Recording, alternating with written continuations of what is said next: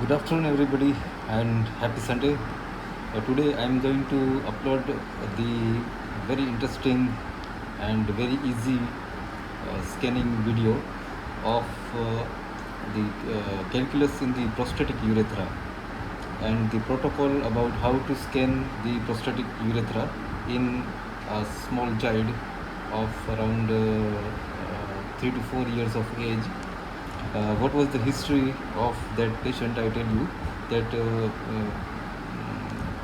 the mother was telling that he is having burning micturition and he is having difficulty in passing the urine, and he was having some occasionally blood inside the urine. So the patient was referred for the ultrasound, and when I did the ultrasound, the urinary bladder was absolutely normal. There was no any internal echo inside the urine, and there was no any sign of cystitis also. So, and the pre-void urine was also normal, around 80 or 100 ml. So, but mm, as the patient was having the complaint of urinary complaint, it is always mandatory to check the post void. Post void is not just for checking the retention of the urine, but there are many benefits of checking the post void. We will discuss it later. But when I advise that patient to do urine, the post void urine was almost 90% same as before.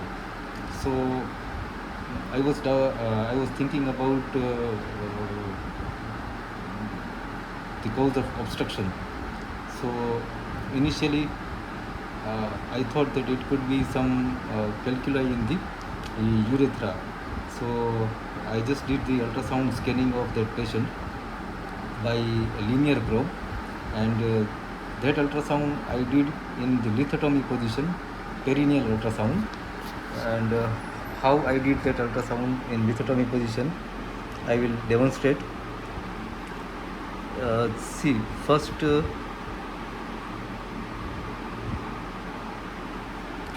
ultrasound which I did in that boy, it was in like this position, and I placed the probe over here, like this, like this. Okay, and when I placed the probe in this lithotomy position by the high resolution linear probe, I was able to visualize uh,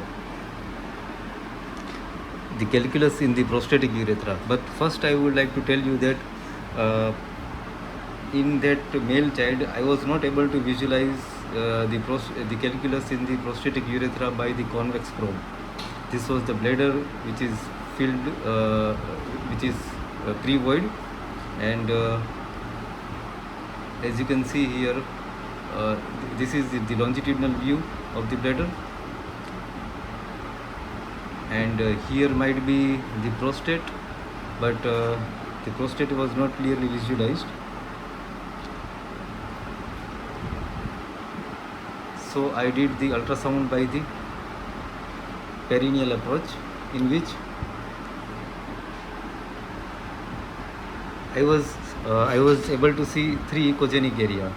Now, what is the anatomy of these three echogenic area? I tell you, is the two were the ischial bone, and one was the calculus. Okay, so these two were the ischial bone. In the transverse view, I kept the probe like this. Okay. Yes. I kept the probe like this in the perineal region, and then this is the prostate. This triangular area is the prostate. This one, and this was the calculus. These were the two ischial bone, and when I did the longitudinal scan, I got this type of view. This is the calculus in the prostatic urethra. This is the ischial bone in the long view,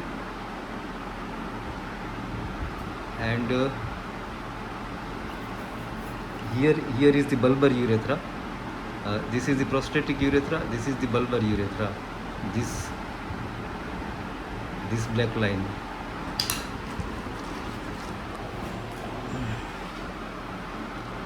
This is the bulbar urethra, and this is the prostate, and the calculus is over here. This is the urethra further, penile urethra, and yes, and this is giving the posterior acoustic shadow. This calculus is giving black shadow here. Okay, see, very beautiful this urethra.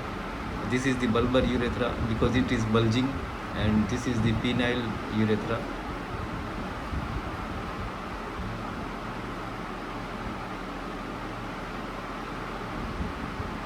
And this was the ischial bone in the longitudinal section.